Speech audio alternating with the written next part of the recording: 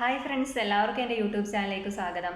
നിങ്ങൾ ആദ്യമായാണ് എൻ്റെ ചാനൽ കാണുന്നതെങ്കിൽ സബ്സ്ക്രൈബ് ചെയ്ത് സപ്പോർട്ട് ചെയ്യണേ. നമ്മൾ 2024 ഒക്ടോബറിലെ കറണ്ട് അഫയേഴ്സാണ് നോക്കുന്നത്. ഒന്നാമത്തെ ക്വസ്റ്റ്യൻ, 2024 ദാദാ സാഹിബ് ഫാൽക്കെ പുരസ്കാര ജേതാവ് ആരാണ്?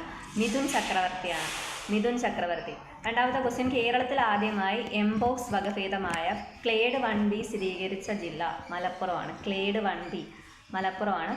2025 ഓസ്കാർ പുരസ്കാരത്തിനുള്ള ബ്രിട്ടൻ്റെ ഔദ്യോഗിക എൻട്രിയായി തിരഞ്ഞെടുക്കപ്പെട്ട ഹിന്ദി ചിത്രം സന്തോഷാണ്. സന്തോഷ്. സംവിധാനം സന്ധ്യ സൂര്യയാണ്. കേരളത്തിലെ ആദ്യ മൃഗശ്മശാനം നിലവിൽ വന്നത് എവിടെയാണ്? മൃഗശ്മശാനം നിലവിൽ വന്നത് തൃശ്ശൂർ ജില്ലയിലാണ്.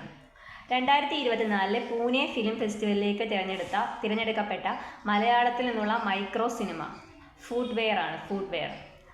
1.5 മിനിറ്റേ ഉള്ളൂ ദൈർഘ്യം. ഫുട്വെയർ ആണ്. 2024 നടന്ന 45ാമത് ഫിഡെ ചെസ് ഒളിമ്പ്യാഡിൽ ഓപ്പൺ വനിതാ വിഭാഗത്തിൽ സ്വർണ്ണ മെഡൽ നേടിയത് ഇന്ത്യയാണ്. വേദി ബുഡാപെസ്റ്റ് ആയിരുന്നു, ഹംഗറിയിൽ.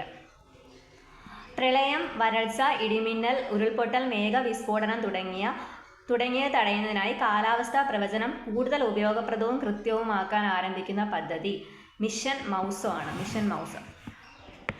അടുത്ത ക്വസ്റ്റ്യൻ, 2024 സംസ്ഥാന ഭിന്നശേഷി കലാമേളയുടെ വേദിയായ ജില്ല കാസർഗോഡാണ്. 2024 സംസ്ഥാന ഭിന്നശേഷി കലാമേളയുടെ വേദിയായ ജില്ലയാണ് കാസർഗോഡാണ്.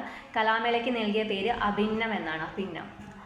ഇലക്ട്രിക് വാഹനം ഉപയോഗം പ്രോത്സാഹിപ്പിക്കുന്നതിനായി അടുത്തിടെ ആരംഭിച്ച പദ്ധതി PM E-ഡ്രൈവ് ആണ്. അപ്പോൾ ഇലക്ട്രിക് വാഹനം ഉപയോഗം പ്രോത്സാഹിപ്പിക്കുന്നതിനായിട്ട് ആരംഭിച്ച പദ്ധതി PM E-ഡ്രൈവ് ആണ്. അടുത്ത ക്വസ്റ്റ്യൻ, മജ്ജ മാറ്റിവെക്കൽ ചികിത്സയ്ക്ക് സഹായകരമാവുന്ന ബോൺ മാരോ ഡോണർ രജിസ്ട്രി തയ്യാറാക്കുന്ന സംസ്ഥാനം കേരളമാണ്.